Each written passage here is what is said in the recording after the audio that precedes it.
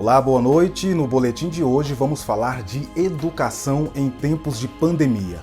Aulas online, Enem adiado e inadimplência e risco de falência na rede privada de ensino. Mas vamos começar falando de números financeiros. O dólar chega a quase R$ 6 e conversamos com um economista para saber o que faz a nossa moeda, o real, se valorizar ou desvalorizar frente ao dólar e o que o governo pode fazer para amenizar a crise. Em fevereiro a gente precisava aí de cerca de R$ 4,30 para comprar um dólar e atualmente esse valor chega a R$ 6. Qual é a análise que o senhor faz disso? Na verdade, desde 2015, nós temos um processo de desvalorização do real iniciado pela crise política. A pandemia só veio dar uma acelerada no processo de desvalorização que está acontecendo desde o ano passado. O resultado da economia brasileira em 2019 foi muito ruim, né? O investimento público, o investimento privado em níveis muito baixos. Havia toda uma esfera de euforia, né, no mercado financeiro, né, com a eleição, com o novo governo e tudo mais, e a realidade econômica foi totalmente diferente e isso é percebido no mercado financeiro no ano de 2019, ao final do ano. Né? Então, e aí o que acontece? Essa percepção tem levado a uma fuga de capitais. É um processo que ele é duplo, ele tem determinantes externos, que é a fraqueza da economia global, né? a queda da produção na China, a pandemia. Então você tem isso, só que nós temos determinantes internos muito importantes para tornar o país uma fonte de incerteza para o investidor. E é isso que mostra por que está sendo tão pronunciada a desvalorização do real nos últimos meses, né? De janeiro deste ano até agora, a desvalorização do real é de quase 44%. O que leva o real a valer mais ou menos em relação ao dólar são os investimentos, sobretudo estrangeiros. Se a nossa economia vai bem, os detentores de capital sentem confiança de que não terão prejuízos investindo no Brasil. Mas, caso contrário, quando não existe essa confiança, esses investidores retiram os recursos daqui e preferem aplicar em outros países. O real é dinheiro e o dólar é dinheiro também. Em determinados contextos, é vantajoso você deter sua riqueza denominada no dinheiro real, moeda brasileira. Em outros contextos, é melhor você ter sua riqueza denominada em ativos denominados em outra moeda, o dólar, ou euro, ou ien. Depende muito do que. Eu colocar dinheiro em real, eu consigo taxas seguras de retorno por meu capital? Compensa o risco de eu abrir mão da moeda universal, que é o dólar, correr o risco de ficar no real para ganhar uma taxa de juros ou ter um ganho especulativo na bolsa? Os detentores de riqueza, eles preferem ir para ativos que não estão rendendo nada, como é o caso, né, dos títulos americanos, rendendo muito pouco, ou para títulos que estão rendendo taxas negativas de juros. Eles preferem ir para esses ativos desde que esteja uma moeda considerada forte. Eu perguntei também sobre a emissão de moeda para minimizar a crise econômica que o Brasil enfrenta há vários anos. Algumas análises mostram que o período pós-pandemia ele será ainda mais crítico para a economia do país e alguns economistas sugerem aí a emissão de moeda para dar conta desse problema. Quais são os pontos positivos e quais são os pontos negativos dessa ação de emitir moeda? Bem, eu sou um economista que há pelo menos 2 anos tenho defendido a emissão monetária para financiar investimento público para recuperar a nossa economia. Isso foi um expediente que foi utilizado nas principais revoluções da era moderna. Da Revolução Francesa, a Revolução Americana, Primeira Guerra Mundial e Segunda Guerra Mundial, você utilizou. Por quê? Em geral, você sempre teve um Estado com um problema de arrecadação. Então pensa lá as 13 colônias americanas. Você não tinha um sistema tributário para financiar a guerra de independência. Você vai recorrer à emissão monetária. Por quê? Porque essa é uma ferramenta, é um instrumento de desenvolvimento. A nossa economia é monetária, né? Em sã consciência, ninguém é contra aceitar dinheiro, né? O objetivo de muitas pessoas nessa sociedade é receber dinheiro e mais dinheiro, inclusive. Então, assim, você não tem rejeição ao dinheiro. O dinheiro satisfaz incertezas, medos. Qual que é o caso concreto em que a emissão monetária gera inflação? A economia está funcionando utilizando a totalidade de seus fatores de produção, ou seja, uma economia que está em pleno emprego. Todos os fatores de produção estão empregados, as pessoas todas estão empregadas, e o governo, por ter esse cheque em branco, ele tenta exercer ainda mais demanda, né? Aí sim, isso é inflacionário. Essa emissão que daria poder ao Estado demandar numa situação que os fatores de produção já estão totalmente alocados, é inflacionária necessariamente. E aí, qual que é a questão? Quando isso aconteceu na história do mundo? Nunca. Qual seria a desvantagem dessa ação? A desvantagem, na verdade, é não usar a emissão monetária, porque realmente não há alternativa.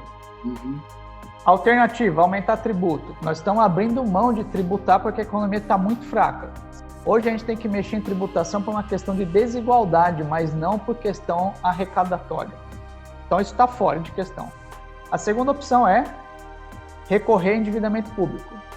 Se recorrer a endividamento público, o custo tem que pagar juros. Né? Então, assim, entre se endividar pagando juros e se endividar sem pagar nada, por que não se endividar sem pagar nada? O que significa um Estado que emite a sua própria moeda e paga seus compromissos na sua própria moeda? Significa um Estado que não tem restrição monetária. E qual que é o problema do Estado que não tem restrição monetária, como uma família tem, uma empresa tem e um banco tem? É que esse é um Estado que não precisa pedir dinheiro emprestado para ninguém. Porque se ele precisar, ele emite dinheiro. E qual é o problema disso? Para o Estado, nenhum. O problema maior desse tipo de coisa é que se o Estado for autônomo financeiramente, uma porção de negócios privados que contam com endividamento público vão precisar fazer outra coisa para ganhar dinheiro. Esse é o maior problema. Vamos fazer agora um rápido intervalo e em alguns minutos eu volto para falar sobre os impactos da pandemia na educação. Você que tem filhos, está conseguindo auxiliá-los nos estudos online? Eu volto já.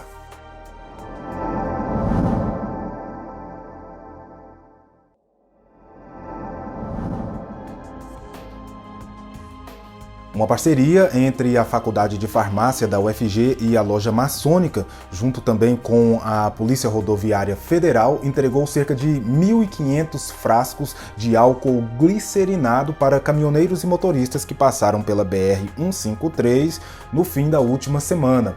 O produto é utilizado para higienizar as mãos e ajuda a eliminar o novo coronavírus.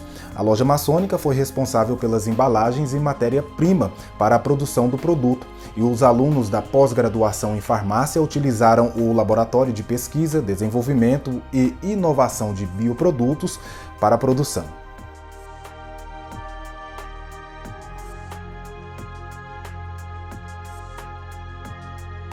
Muito importante essa ação solidária envolvendo a maçonaria e a Faculdade de Farmácia.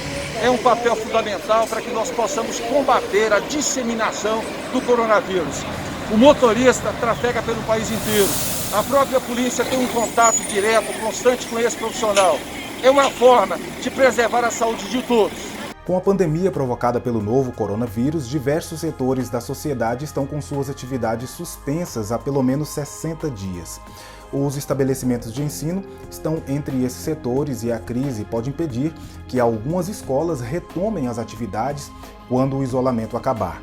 Segundo o Sindicato dos Estabelecimentos Particulares de Ensino, a inadimplência chega a 45%. Além disso, a quebra de contrato, principalmente na primeira fase do ensino infantil, alcança a casa dos 50%. O presidente da entidade explica que, principalmente as pequenas escolas, encontram dificuldades para suportar o custo das folhas de pagamento, por exemplo.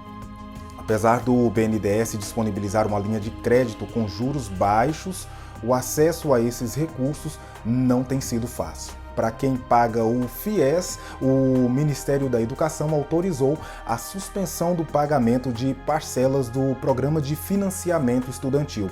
A pasta levou em consideração o impacto da pandemia de Covid-19, doença provocada pelo novo coronavírus.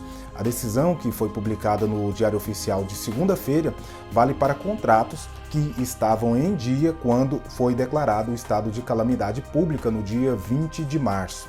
De acordo com a portaria, a suspensão abrange 2 parcelas para contratos em fase de utilização ou carência e 4 parcelas para contratos em fase de amortização.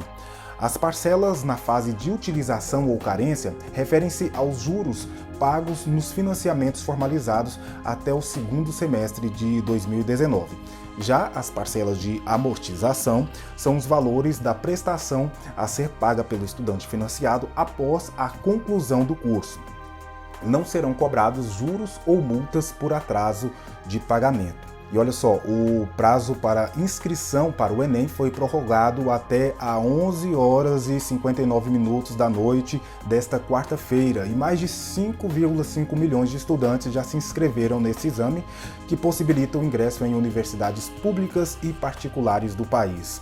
O prazo de inscrição foi prorrogado após alunos relatarem dificuldades para anexar a imagem da foto no momento da inscrição. O número de inscritos já é maior que no ano passado. E apesar desse aumento no número de candidatos, a data de aplicação da prova ainda não está definida. Devido à pandemia provocada pelo novo coronavírus, a data foi adiada por um prazo de 30 a 60 dias. O pedido dessa mudança partiu de entidades estudantis e até do Ministério Público Federal.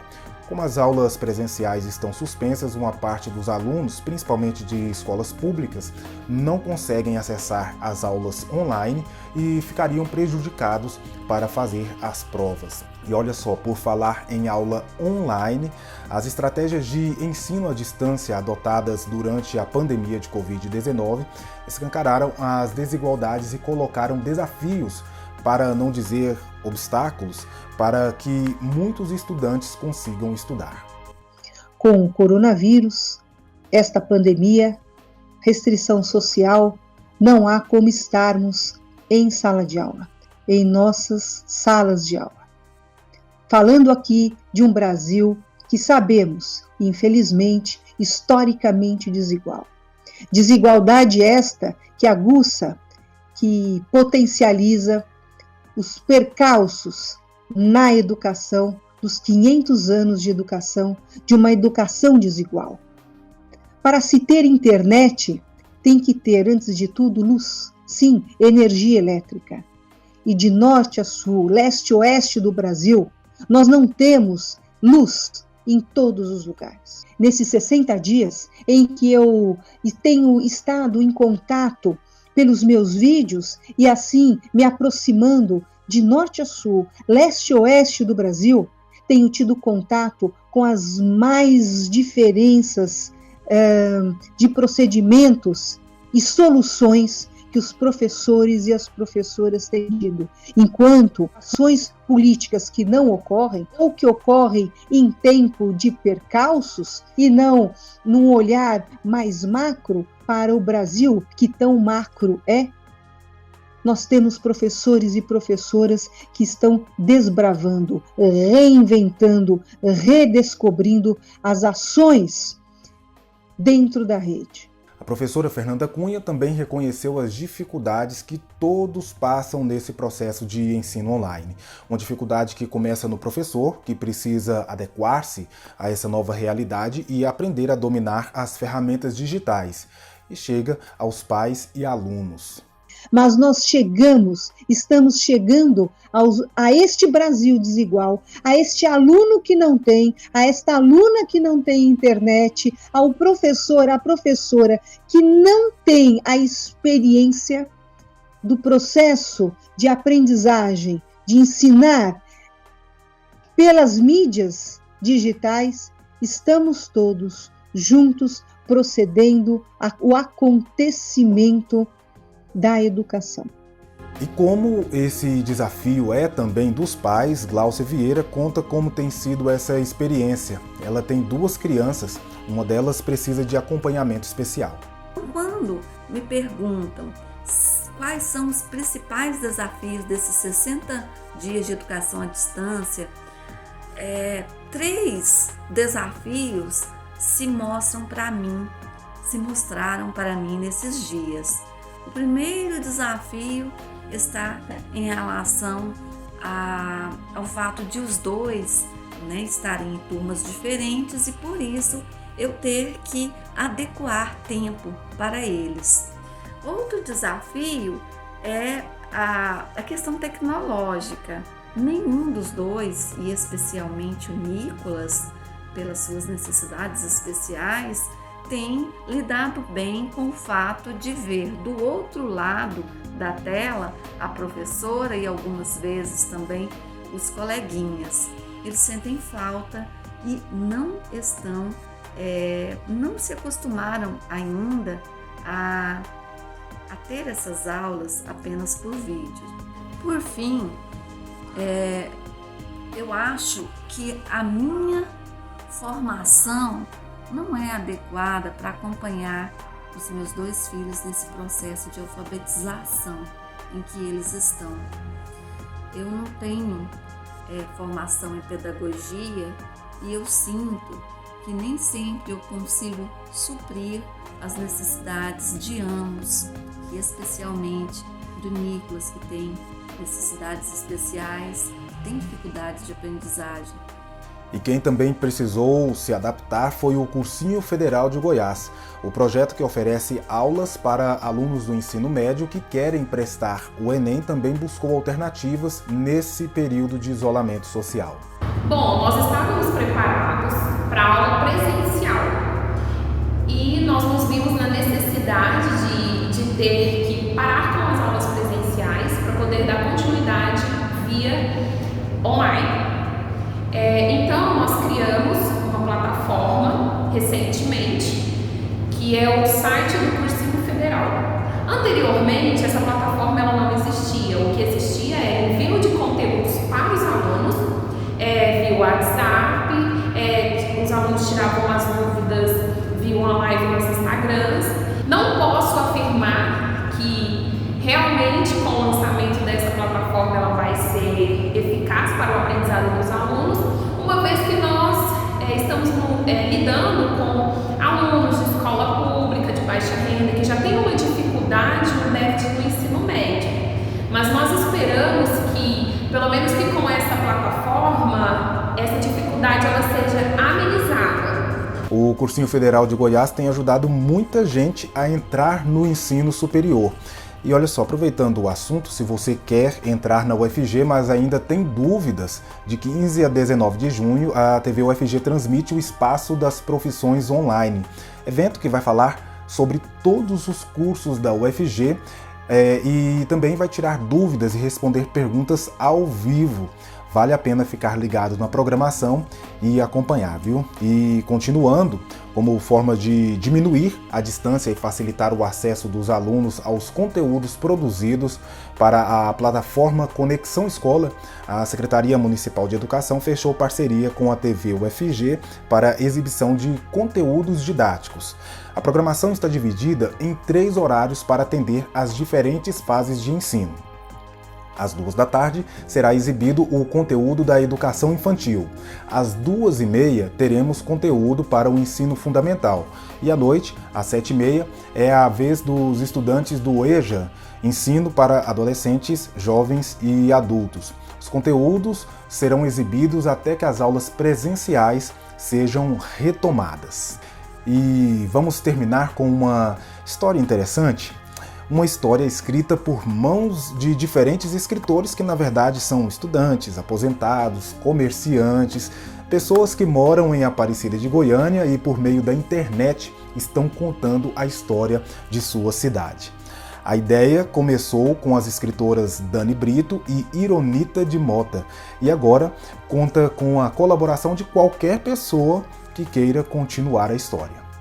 Quando eu estava em casa, não fiquei em casa, eu estava pensando como nós podemos lançar a cultura que a população faz parte. Aí eu tive essa ideia, não, vamos escrever um livro junto com a população. Aí eu me juntei com alguns escritores, apresentei a eles a ideia e falei, vamos fazer. Aí todos toparam, aí eu falei, então vocês têm que escrever o primeiro e segundo capítulo. Aí nós lançamos. Então, para motivar as pessoas em casa, ficar em casa e também para mostrar um pouco a nossa beleza da cidade.